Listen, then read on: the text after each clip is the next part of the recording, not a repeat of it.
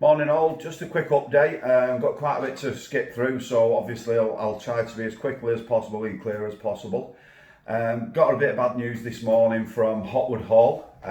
Whilst the games will go ahead this weekend, unfortunately any spectators will have to remain in their cars. Again, a bit late notice to do anything else other than try and get the information out there to you all.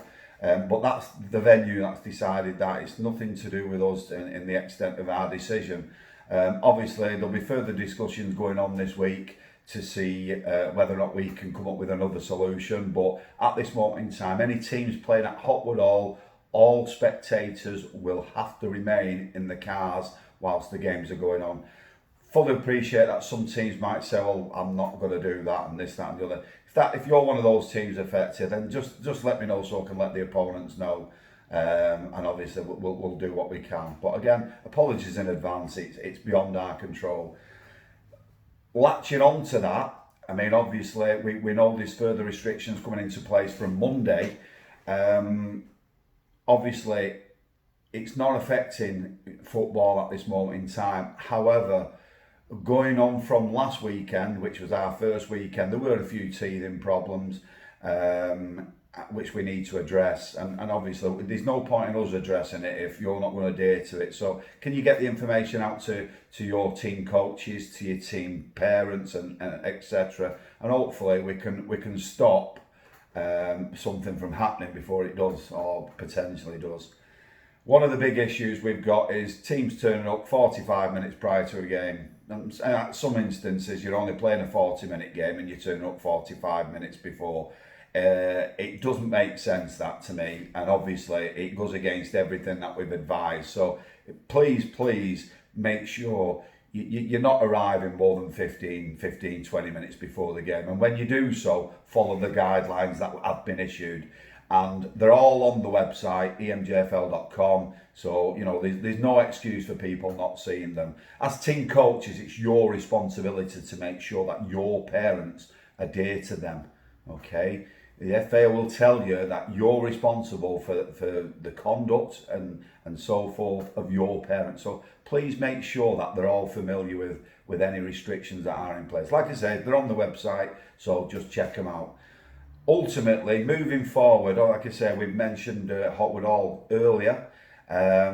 Potentially, if we don't listen to the guidelines that are set out and what the venues have asked us to implement, then we could be in a position where the venues have got two options. They either say no spectators or there's no football. Now, I know they want to do neither. Okay, we certainly don't want that to happen, because obviously without it, we've all seen the Premier League without fans. It's just not the same. So we want that. We don't want that to be implemented. However, it's in our hands. Now, I know everybody's got their own opinion about what's going on and the restrictions in place.